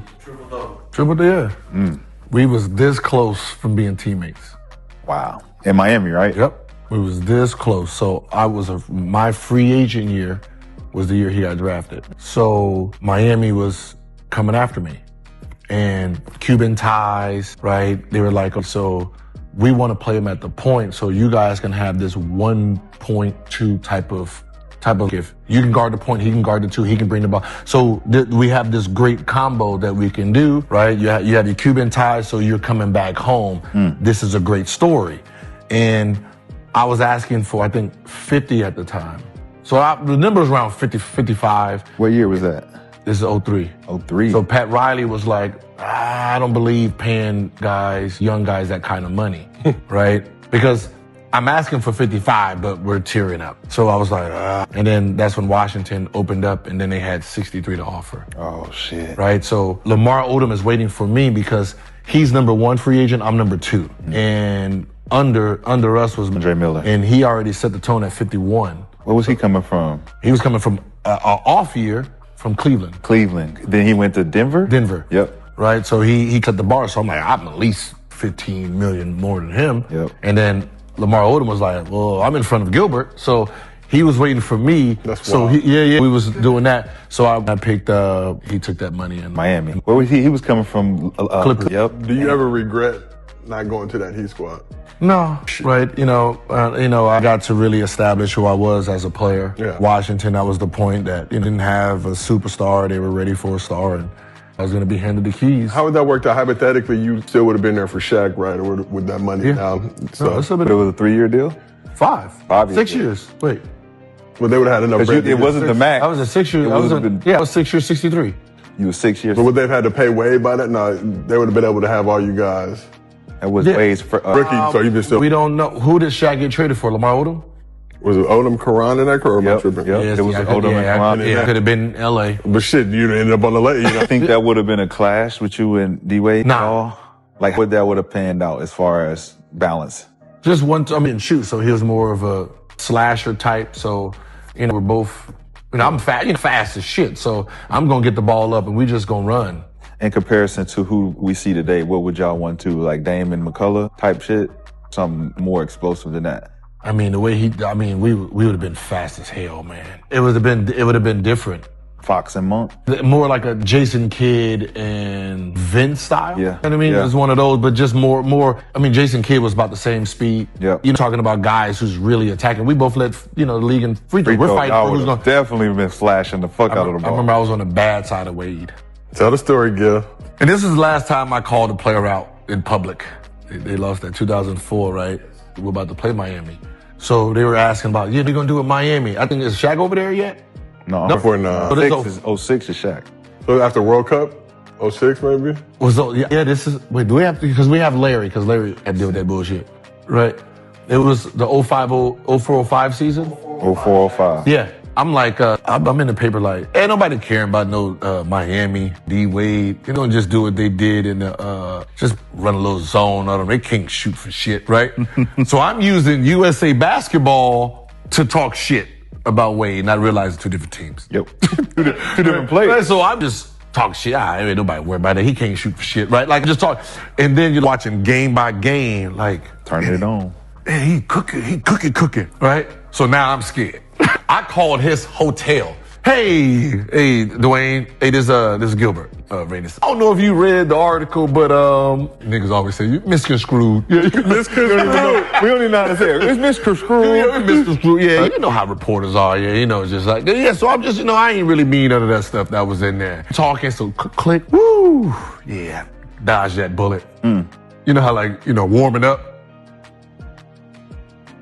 Oh, he looked like he on a mission. Got that mode. Got that mode going. Like, bruh, thought we had a conversation. And now you shake hands and he just, swear to God, he had about a quick 16. And I'm over here like, use your words. Relax. Use your words. What was going on with you? Use your word. And I remember Larry was so mad at me, bruh. Because I think he had and Larry was like, if you're going to start calling people out, you guard them. Yeah. You guard their asses, because I'm not taking all this smoke for you. My bad, bro. I ain't know it was going to end up like this. And then Brendan Haywood was like, after the game, he was like, I wasn't wrong. Shit, he didn't shoot. He didn't shoot. Brendan would say some shit like that, man. Hey. I think our records against each other was in 16. Yeah. He used to smack you. Oh, no, I think he took that personal. Yeah, especially when you call him. Yeah, he took that personal. He's like, oh, you going to try to call? The nigga called the hotel. You going to try to call? As soon as he hung up, he said, oh, I'm about to go to sleep early. I'm about to cook him. This nigga tried to alleviate the pain. Fuck that. Ever since then, I never called a player out like that. Bro. I got hit in the mouth. It was never let up. Even though I had some great games, never let me live that one down. There are certain moments in NBA history that feel bigger than basketball. The NBA's 75th anniversary celebration was one of those nights. A once-in-a-lifetime gathering of the game's greatest legends, all in one room. From Kareem and Bob McAdoo to Steph Curry and LeBron. Naturally, as he always seems to find himself over and over again in his life, Magic Johnson assumed the role of leader of this legendary group of NBA superstars. He was the first person many of the NBA 75 team members saw when they assembled at All-Star Sunday. He could be seen with almost everyone in that room, welcoming them and making them feel special for getting that navy blue jacket. On the 7 p.m. in Brooklyn podcast, Wade sat down with his friend and fellow NBA 75 selectee, Carmelo Anthony, and reflected on that surreal night. He talked about what it felt like to walk into a room filled with icons and suddenly realize you were part of that same elite club. But the energy shifted when one man showed up. And when he walked in, everything stopped. And according to Wade, he stole the spotlight without even trying. Then, like something out of a movie, Wade found himself just a few feet away from his two favorite basketball legends going back and forth like it was the late 80s all over again. Here's Wade on that incredible night. But the moment when we walked in the room and you actually saw Kareem, you actually saw Jerry West, Magic. I just looked around and I ran into Magic at one point when I first walked in. It's kind of like like you said, it's some people that when you walk in the room, they pay you the respect. Mm-hmm. They give you the nod, you know what I mean? And so for me, when I walked in, It was Magic. But Magic gave you the number. Magic gave you that before. He gave me that before, but when as soon as I walked in the room, because he gave me that, and you kind of be humble. Familiar with that? I'm familiar with it. He was the first person I seen when I walked in the room. He made you comfortable. And he was like, D-Wade. He was like, D-Wade, only 75 people got this jacket. You know. We here. And for me, it was kind of like he welcomed me into the club. The basketball heaven. To the club. Like, come on in, son. Shit. But one thing about Magic, he did that to all the young guys, though. He did that. You belong, like, you here. Right. So we can talk now. I can't talk to you. You ain't in this room, so I can't fuck. The conversations become different now. Now we can really build. So but all of them was waiting in the room. In the like room, that, they was already in there. Right? They telling you, like, all right, now you did something. Like we're joining their team, mind you. Them niggas been on here for 50 years. We've been doing this. On the this. team for 50 years. Yeah, we joining their team. You like, oh, I'm on this team. These are the goats of the goats of the game. For me, I remember being young, and I remember watching the 50th anniversary team. I remember being a kid watching that All-Star game, and to think 25 years went by from that moment, and they picked 25 players, and it wasn't 25 new players, because Bob McAdoo, who didn't get picked, had to get on the next team. Right. Mm-hmm. And so when you think about the odds of that. So you would say you had a story? All right, so we in the room, right? And we have already taken this top 75 photo. Now, the photo moment was crazy because it was me, CP, Melo, Brown. That was crazy itself. But we had a moment where they broke out into your positions. Ooh. So you got the ones, you got the twos, you got the threes, so forth, so on, right? So the ones are about 6 foot. Chris Paul, John Stockton, Isaiah Thomas. So the twos, we looking at them. Magic was over there with them. But Magic went like, he was a hybrid. So as the twos, Jason Kidd, Gary Payton, myself, all of us, 6'4", 6'5", whatever, we looking at the ones like, look at them little motherfuckers. Them motherfuckers can't fuck with us, right? We talking shit. We look to our left, you got 6'7", 6'8", you got Melo, you got his something. They looking at us the same way. Let's look at them little motherfuckers. Bro, you remember that? Bro, I'm talking about literally, we looking this way, man, they can't. We talk shit. The twos here. We got this, we got Mike, we got Cole. We look at them little, and then we look this way, and they look at us and say the same thing. Like, look at them little motherfuckers. We looking at y'all looking at us. We sizing each other up. The greatest ever played a game was all still sizing each other up. Yeah, the competitiveness in that room was like, yeah, you here, but like, you can't fuck with me. Still, to this day. But like real sizing them, it was like shit talking in there too. For real. It was like, man, I'll bust your ass. You know, I would have bust your ass. I'll bust your ass in 78. You talking to this is 75. You're talking about one of the greatest basketball moments that we've ever experienced. That had to be some world-class shit talking going on in that room, dog. Yo, you wasn't fucking with me. You was never fucking with me. The shit talking in the room. With me in 89. The shit talking in the room was crazy. But the moment was when MJ came in. It was a moment when Jordan came in, and that's the reason I played a game of basketball. Can I say this really quick? Yeah. I don't think people at home realize nobody knew Jordan was going to be there. Nobody knew he was going to be there. Yeah, that was crazy. And so you're in the hallway. We're in the hallway, the guards. We're talking before we go out, and Mike creeps in. When he came in, I ain't never. You're talking about aura. Let me tell you something. When he walked through, just aura. That's it. Everything changed. Yeah. The kid like Cyrus and the Warriors. For the coolest person walk in the room. You cool until the coolest nigga walk in the room. Yeah. Man, when MJ came in, it gets silence. Everybody was like, "Oh." He's sizing right away from the tunnel. The right away. Stop it. He walking past you, I'd bust your ass. He's sizing everybody up. And Mike gave me some love, and every time, I don't care. It's Mike. I don't care. I was with the Jordan brand. I had moments. This is Mike. So Mike came and gave me love, and then he went right to the old dog. He went right to Magic, right? That clip that went viral. I'll lace him up. And if you see my face, that was the moment that I realized I was in basketball heaven. Bust your ass. You saw the clip with him and Magic that went viral, right? Yeah, I saw the clip. Yeah. That was right away. And that's the moment where I was just sitting there and I'm like, I'm listening to Jordan and Magic talk shit. Really talk shit though. Put your sneaks on, let's go right now. And I'm like, I'll tear your ass up right now. Oh, they serious? It's interesting to see the torch being passed was in there. From the Docs to the Magics to the MJ. It was Isaiah's. It was passed in that room. And to see Brown in there too with that as a fan, you know what I mean? Niggas are sizing him up too. For real. It's what this is like, huh? Let me see what this is about. Like my basketball lifespan had ended, and I ended up in basketball heaven. It's a metaphor for life, right?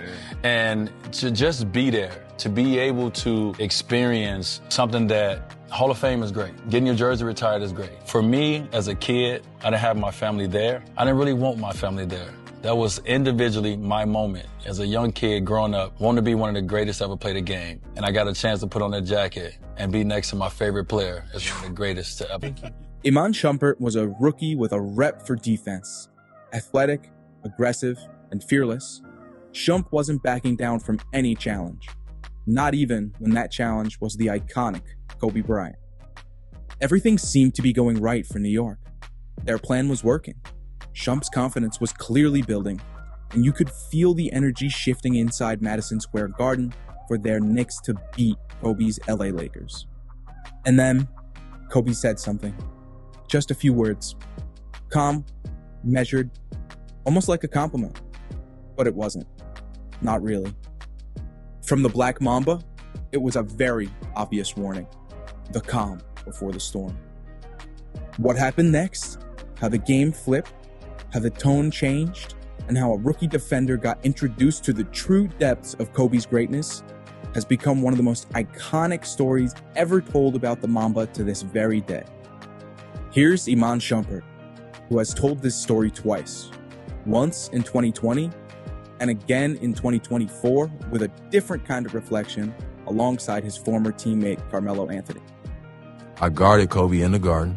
I remember playing that game and we was doing well. Like, you know what I'm saying? I can't remember how much he had, but I know I had multiple steals against him.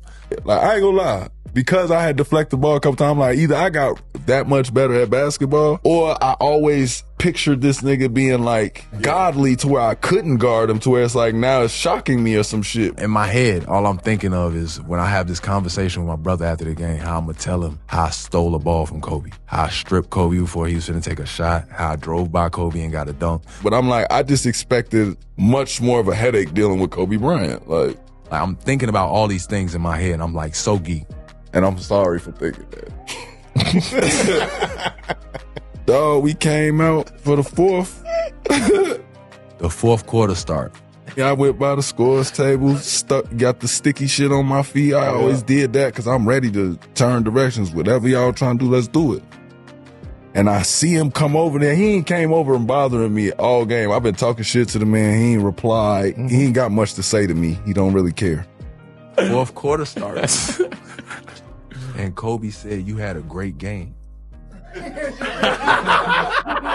Oh my God. Said, yo, you had a great game, young fella. I'm like, nigga, it's the fucking fourth quarter. Like, what the fuck is you? What are you doing? All right, start. Let's start. Cause all right, show me. But I'm looking like, nigga, it's 12 minutes. What you talking about? Like, what was that? You ain't said nothing the whole game. I've been talking shit. I done stole the ball. I'm hyped as hell. It's Kobe Bryant. He ain't said not one word to me. I don't know what happened after that as far as like why I wasn't guarding him every time. Like he was getting open. He was causing switches. He was setting back screens. He wouldn't stay still. He kept picking spots. And then he was doing dickhead shit like, the man come down. You remember he came shot fake, threw it off the glass, caught it, threw it to the corner. I'm like, bro, what you on? When he got somebody else, he'd look at me. It's like trolling me. You know what I'm saying? I came out one time because D'Antoni said I ain't have my hand up. Nigga shot it from like 28 feet. Like, bro. And then he pulled up from like 35 feet on some Steph Curry shit before Steph was doing that. He pulled up and laced it. I'm like, they called a timeout. D'Antoni looking at me. I'm like, bro, I put my hand up. If he gonna come down, sprint to a spot and shoot it from 5 steps behind the 3, that's a great shot for us to take. Yes, shoot it. Yeah. Like, bro, you been regular all game. Shot. Get to the spot, shot fake, then pivot over here, spin back on the foot, drop it off the glass. I'm like, bro, what's going on? He was dogging us, shorty. I'm talking about fake pivot, spin, pivot, off the glass, to the corner, Pau Gasol. I'm like, oh my God. You know what I'm saying? Like, I'm like, bro, I guard everything, bro. Nah, bro, I guarded the first 2 moves. He ain't supposed to have a third counter like that. I stopped the first one, stopped the second one, bro. The third one wasn't on the film. Yeah, it wasn't on the film, bro. I don't know what that is. I thought that was a travel. His feet shouldn't even be able to move. Like, that was great footwork, coach. I just can't do it. Coach. He can't even sit me down for this. Like, right. I can't do more than I'm doing. Yeah, right. This was great defense. One point, he just dribbled up, just picked the spot and just shot it dead in my face. And the guy dancing on us. I think we still won, low key. Yeah. But y'all won the game. He was dancing on us. Like it was nothing, but he was doing it to prove a point. I remember that. Everything I was doing, I was just like, and I'm thinking in my head, damn, that whole like good game I thought I was having is just gone. Right. So we just heard Iman Shumpert's perspective, what it felt like to go head-to-head with Kobe, and how quickly things can turn from excitement to lesson learned. But Carmelo Anthony, who was in his prime at this point, was on the floor that night too. And his view of the story was a little different. He wasn't a rookie. He knew Kobe's tricks, and he knew what it meant when Kobe gave you a compliment of any kind mid-game. Because when Kobe Bryant tells a young defender, "Good game," that's not a pat on the back. It's a sign of trouble. Melo understood exactly what was about to happen, as he had been in his own battles with the Lakers legend, like their classic 2009 Western Finals war. Watching from this perspective, though, Melo could see what Shumpert couldn't, that every move Kobe made was always setting up something bigger. And as he watched his young teammate jumping at shot fakes and getting completely caught up in the moment, Melo could only shake his head. Here's Melo sharing exactly what went through his mind as he watched Kobe Bryant teach Iman Shumpert one of the most unforgettable lessons of his young career. So to that point, yeah, Shump is, like the coaches, again, Shump, like, you know what I mean? Like, you shutting that nigga down, basically. Like, hyping me up. Like, not shutting them down, but good job. Like, you containing them, you making them work. Doing great. The best job you can do. Cold the whole time. He's taking shit, like, he just shooting shots, coming up pace, boom, shooting shots, pin down, shoot shot. He just warming up. So we go to Shump and say, good game, great game, youngin, whatever. That means it's over. Yeah. Like, you had your game already. And I'm trying to get Shump to understand what the fuck is about to happen right now. Because I started tweaking. What the fuck? Oh, Melo. Yo, they went right to the triangle offense. Center opposite every single time. Shump fighting over the screen. He coming back off. He hitting Powell.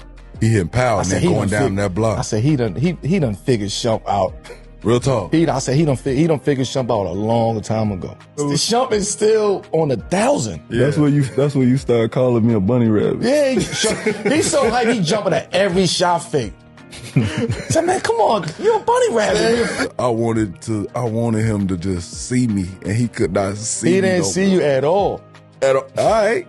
At all. You good? You good? I'm just saying, but you pissed me off. Real talk though, that's one of them ones like I had never been in that position before where I'm like, bro, I can't even stay. He know our shit so well, I can't even continue to guard him because he knows I have to switch this. Yeah. He knows I have to do this. If I don't, he's gonna make me pay immediately. Yeah. If I come out the game, he's gonna score on somebody that he knows can't guard him. He just was outsmart. He was just playing, picking. Yeah, he was joking around with me. It was crazy. Yeah, that was some psychological warfare for your ass. But it was crazy because Elo looking at me like, you dumbass rookie. I love you to death, but you dumb. Like, stop jumping. He like, bro, you remember when y'all all figured out that I would strip the ball and everybody started doing this shit and taking a foul? He was blue with that shit. Like, Shump, they get it now. Stop doing it. Stop reaching it. Like, don't foul right now. I'm not finna let that nigga dunk that shit. Now, if you thought Kobe only flipped that switch during games, think again. Because the next story Carmelo tells isn't about the lights being bright or the crowd being loud. It's a story from a practice scrimmage. Team USA practice, to be exact. At this point, Kobe was already a 3-time NBA champion, a legend, a veteran among rising stars. And yet, even in this gym full of all-stars, he still found ways to turn the smallest spark into a full-blown competition. This time, the spark, J.J. Redick. Redick was still young, only a couple years into the NBA and mostly surviving in the league off of his college reputation. For Kobe, much like his idol Michael Jordan, practice was never casual. It was personal. So when he felt Coach K's praise of his former Duke standout got a bit too loud, the Black Mamba took matters into his own hands. What happened next was classic Kobe, relentless, competitive, and borderline ruthless.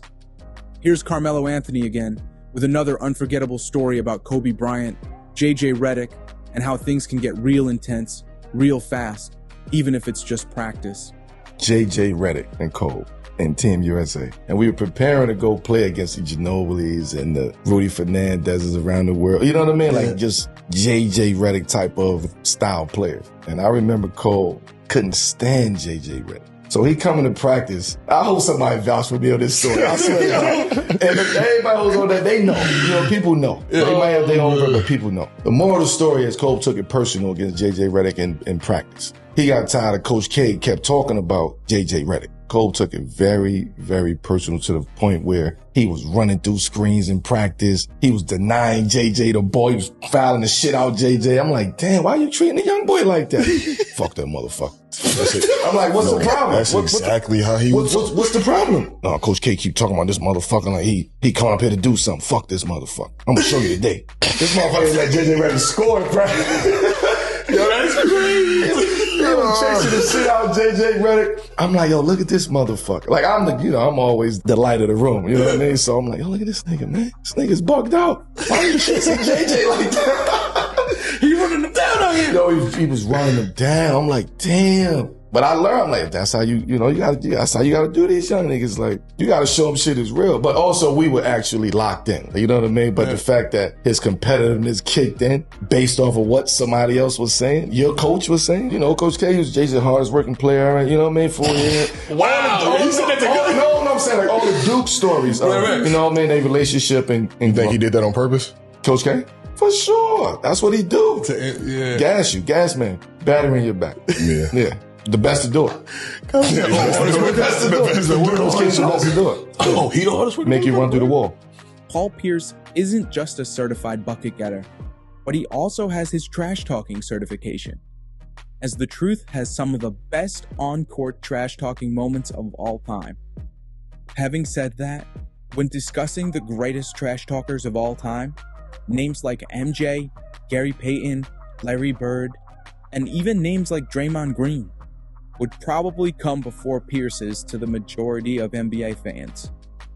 But when Tony Allen was asked who the greatest trash talker he ever played with was, TA didn't think twice and gave his reasoning for picking Paul Pierce with examples. I want to talk trash talkers because you had on your Celtics team Paul Pierce, Antoine Walker, Gary Payton, I'm pretty sure. Who was the best at yapping? Oh, man, that's some good company you just said, too. If I had to pick, I had to say Paul Pierce. Paul Pierce pretty much was the big man. And the one that I like that he used to always say, he used to say he with us. You gotta realize. Someone shoots, he with us? When you say he with us to a shooter or a non-shooter, that is so demoralizing. Like, you probably just like a 50-foot shot, man. And so when he used to say stuff like that to players, he used to get into their head mentally. Sometimes he used to ask guys, he'd look at jersey on the back of their jersey. What's your name again? Make guys feel like crap. So Paul Pierce, I had to give it to him, man, because he say some stuff, man. And you can't get out there. He might say some stuff that you, like you said, as you seen, people want to meet him at the bus. So, another level. So those guys together, man, I had to put them in the same category. Best trash I played with. When you talk about NBA rivalries that had everything, talent, drama, respect, and straight up battles, you gotta bring up Dominique Wilkins and Larry Bird. Neek came into the league in 1982 already making noise and putting guys on posters.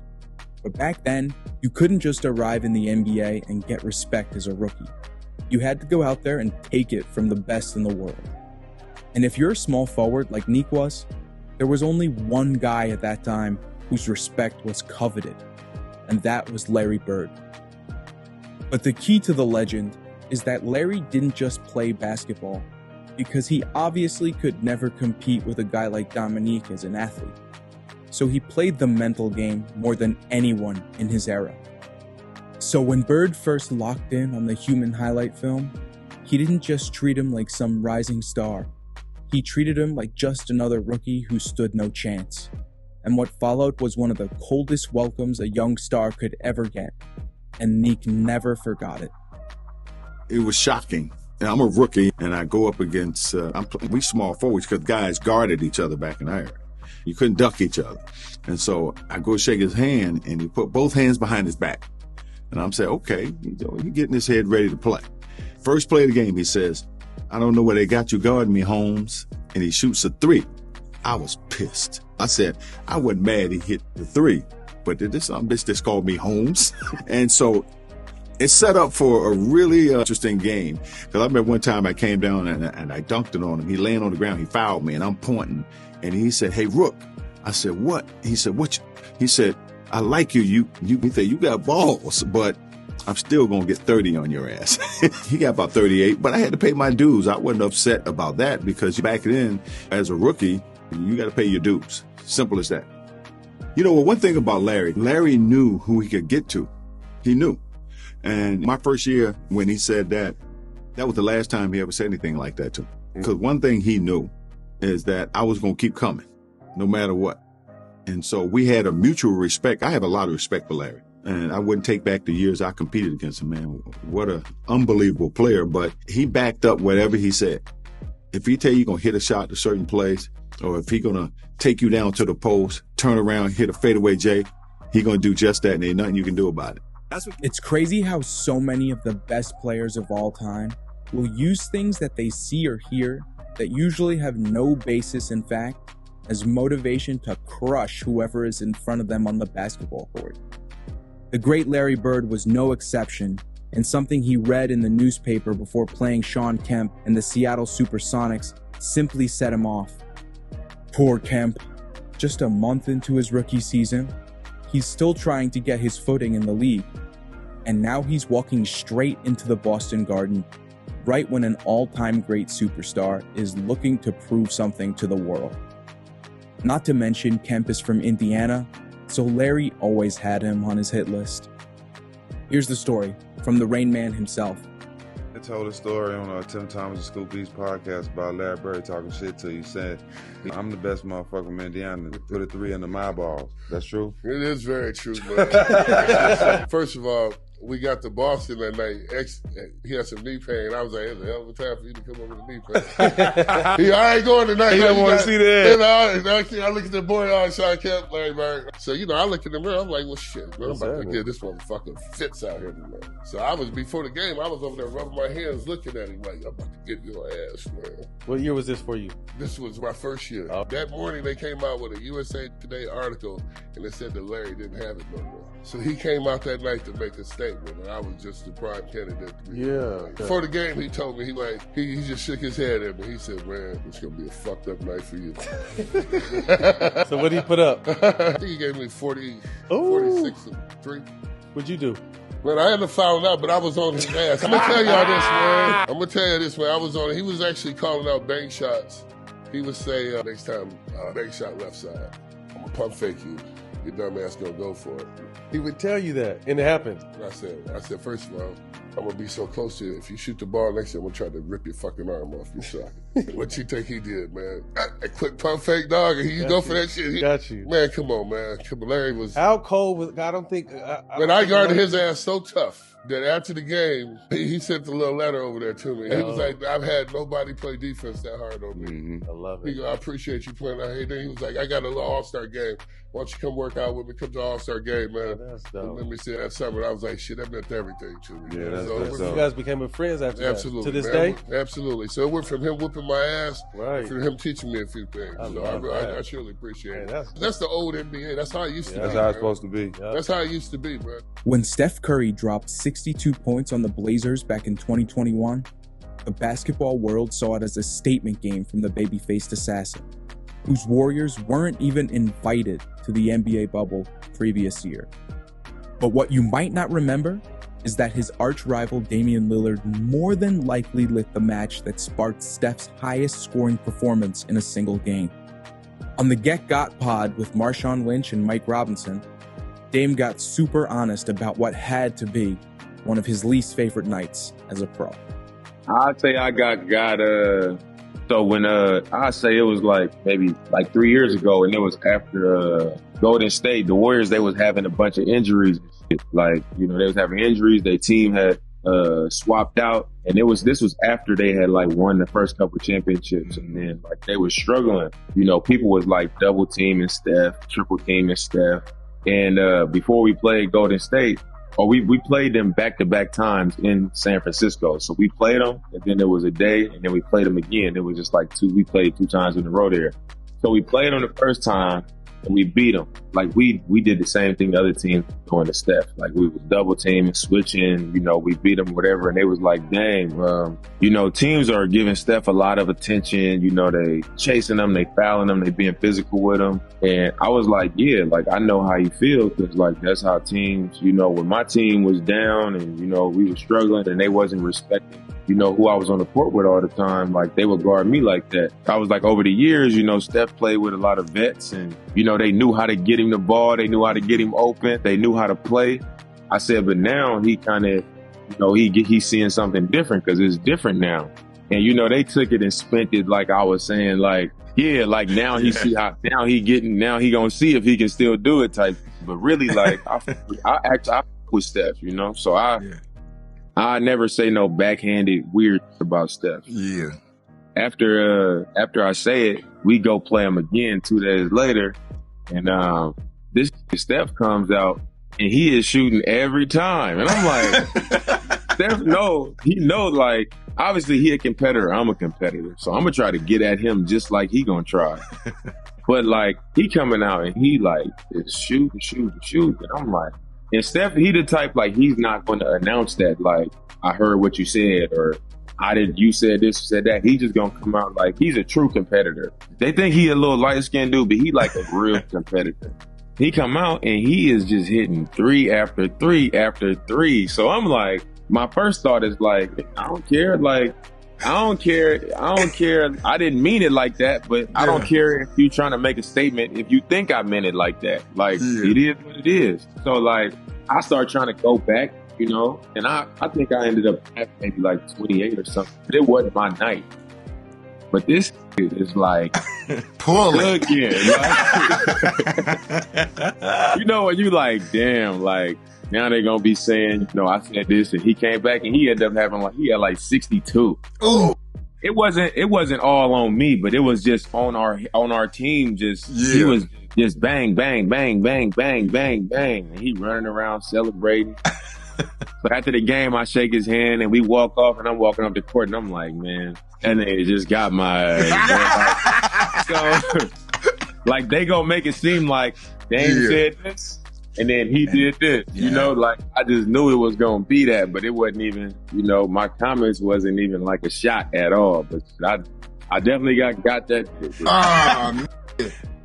Even though Steph got the better of Dame in that last story, it's nearly impossible to come out on top in every situation that a player finds themselves talking trash. Turning back the clock, a freshly drafted kid from Davidson would go up against a prime Kobe Bryant in the preseason of his rookie year. In that very first encounter, Curry would try his hand at light and playful talk with one of his idols. In a recent interview with Complex, he would discuss this trash talk moment and how the Black Mamba would unsurprisingly react to a rookie trying to rattle him after nearly 15 years in the NBA to that point. Kobe is one of those people who's a one name, everybody knows him, Kobe. I heard a story about one time you tried to trash talk him, it was your rookie year. Something about he had to go hit some clutch free throws or some shit like that. Yeah. What happened there? It was a game at home at Oracle, and they were winning, and I think they were up 6 or something like that down the stretch, and we started to do the foul game. And when he was going to the line, I just walked by him like, yo, you nervous? And the look he gave me was one I was just has been burned into my, one, he's a rookie talking to him, but two, am I nervous? What are you talking about? I low-key expected him to do the Jordan thing and walk up there and shoot him blindfold, or close his eyes and then look at me. But Tumbo, this is for you. I think that's what Jordan said. But the look he gave me said it all. Yo, you just got here. Relax. Stay in your lane. Relax, brother. And then he, I'm assuming, hit the free for throws. Sure. No, if he would have missed, I would have been running home telling that story. I had tricked out Kobe a little bit, but no, he didn't let me have that one. Hypothetically, if you're in the crib or anywhere and you're shooting something into the garbage, what do you say? Or nothing, maybe? That's a great question. I don't say nothing now. I was a Kobe dude. Okay, because Kobe, but I'm hearing the younger generation say Steph or Curry. So I had to ask you, well, what does Steph say? Even my son still doesn't do it yet. No? I think he's just doing it because he knows he don't want to give me, that much The credit? But I've seen clips of little YouTubes or whatever of cats saying my name now. But I was a Kobe dude growing up. Okay. Sir Charles is considered to be one of the all-time greatest trash talkers in NBA history. Whether he's getting in MJ's face in the finals during his career, or clowning the Suns and their stale chips on TV, Chuck has never been shy about speaking his mind. But when he was a player, could he take it as well as he would dish it out? Of all people, Tommy Chong was the one who ended up finding out. Now, obviously, fans love to heckle, but there is an art to doing it right, especially when the target is a future Hall of Famer known for his gift to gab. In this next story, told on the All the Smoke podcast, Chong takes us courtside to a Clippers game in the 90s when he went out of his way to mess with the Chuckster.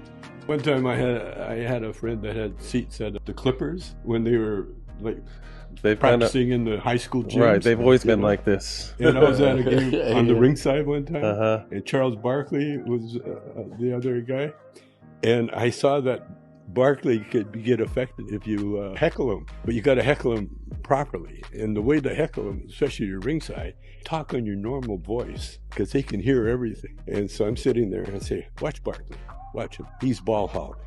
He won't pass the ball until it's too late. Watch." And the next thing he passed the ball and it's too late. And then Barkley got so pissed. And I'd do it in such a way that I wouldn't be looking at him. I'd be just talking, looking somewhere else. And so Barkley didn't know where it was coming from. And he come over to the guy next to me. "I'll fuck your mama. I'll fuck your wife." And he went away and the guy's looking at him like that. So he started coming down again. I started heckling him again. The guy, "Shut up." Yep. Tommy Chong and his trash-talking strategies from the sidelines versus Charles Barkley makes you wonder, what are the greatest trash-talking moments, not from players, but from fans that have happened over the years in the NBA? This could be in the form of the usual heckle from the stands like with Chong. Or it could be a creative sign that a fan made at home that had the players on the bench cracking up. These next clips feature exactly those stories. From Rasheed Wallace, who shared a story about the funniest crowd sign he'd ever seen, to JJ Redick, who once went back and forth with a fan when he was the king of Duke basketball. And then Tyrese Halliburton, whose one-of-a-kind shooting form has gotten him quite a few remarks from the people in the stands. You had fans heckle you, thinking trash talk, but are you heckling fans? You know, fans getting on you? Man, fucking fans trash talk too. Are they better than what's the best fan trash talk you heard? Best one I've ever seen. My rookie year, I'm playing with the Washington Bullets, right? And coming out of a timeout, we walking down the court, and we at the far end of the court. So we're playing the Mavericks. So I seen right before they inbound the ball, waiting to come out the timeout from TV timeout, dude stands behind the bench like this, holds up a sign. He said, "Maul and Emmy, because none of you have no J," right? Cooked them. Hey, so for those who don't know, who didn't get that, it said Emmy or Maul Asen, because none of you have no J. So he was talking about Jamal Mashburn, Jimmy Jackson, and Jason Kidd when they were all playing with the Mavericks. And when I read that last line, he said, "Because none of you have no J," layman's terms, J, jump shot, and basketball, blah. Fell the fuck out, dog. I fell the fuck out. Funniest shit you had ever seen. Funniest shit I've ever seen. As far as how fans come in holding their cards and shit up, funniest shit I've ever seen. And that was my first year in the NBA. I was like, oh wow. I was like, this is gonna be a hell of a ride right here with these fans. But I get fans that heckle me. "Oh, Wallace, Mr. Tech, da-da-da-da-da. That's why you got a ball spot in your head." Ed asked about that as well.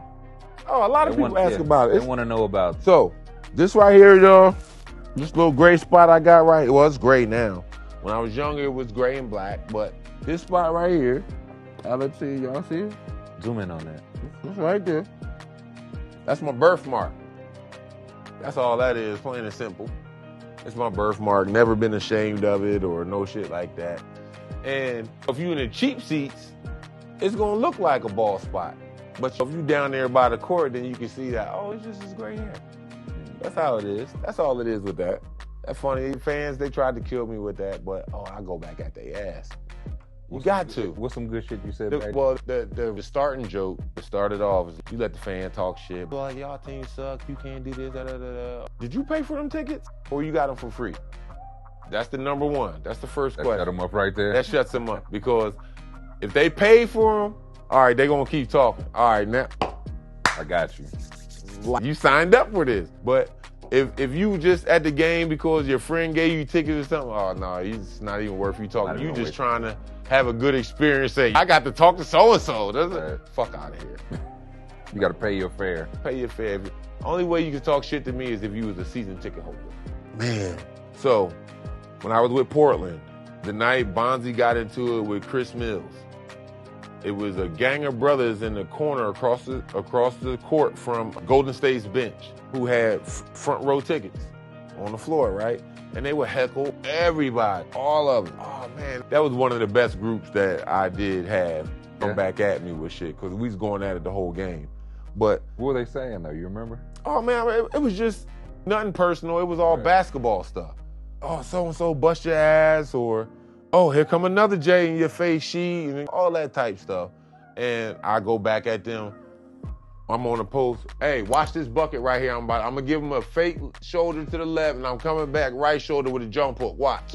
Wow. And give it to him. Just talking shit. It was all fun. They were the big hecklers. I don't remember the guy's name in Toronto. He's one of their super fans, but he's a heckler. He's been there since day one. Who else is a good heckler for people? Or good cities for heckling? Cities, what teams normally have? Oh, I heard a lot of good heckling when I was with Detroit, and our biggest rivals was Indiana. So going up in there and you hearing it all with that. And again, I like the jokes. I like all of that. As long as you don't say nothing personal about my mom, my kids, my wife, my family, all your jokes, all your heckling is coming towards me, I'm with it. But once you start to get personal with that, all right, well, now I got to start getting personal and adding some cuss words in there and a couple of that. And now it's, he's this type of guy. Oh no, but you was just... Right, you can say it, but I can't. Yeah, you can cross this line, but I'm supposed to just take it. What's the weirdest thing a fan has ever said to you? I gotta think about this. JJ's got a deep bag of answers. There's been a lot of weird things that have been said to me. Certainly JJ drinks his own pee is up there. The weirdest thing, though, I thought this was strange, was my first year, I think it was my first year in Philly, towards the end of the first quarter. Clearly, a fan said to me that I couldn't shoot, which I thought was very odd, considering at that point in time, I had played 12 seasons in the NBA. I had graduated at Duke as the all-time leading three-point shooter. There we go. And I had made tens of millions of dollars based on the fact that I could shoot a basketball. So I thought that was a weird thing to say to me. And it's surprised you didn't mention the National Player of the Year. No, I'm just saying it was like a weird thing. It's like, I don't know. It's just that weird. Is a weird. It's a weird. That's a weird put down. It's a factually wrong. JJ, you can't shoot. You can say you can say a lot of nice things, but it's a factually inaccurate statement. And then I had a great like running towards the corner at the end of the first quarter, turning the wrong way, and I did a quick release 3 at the buzzer, and then I turned to him, and I can't remember what I said, but I started yelling at him. He was courtside, down on the Hornets end, and I was just yelling at him. And then for the rest of the first half, I just yelled at him every time I made a shot. I don't know if I have a real answer for this. I like the majority of stuff is about my shorts, because I like my shorts short. So I hear a lot of stuff about my shorts needing bigger shorts. I have an unorthodox jump shot. So people talk about my shot. I would say I don't remember where we were at, maybe OKC or something. And somebody mentioned our rival. Somebody was like, "You're not playing," and they mentioned our rival high school. Man, you went on your phone. You went deep. You went on your phone and you looked up my rival high school, and they're like, "You're not playing at Oshkosh West anymore." And I was like, "That's weird." Yeah, that's respect.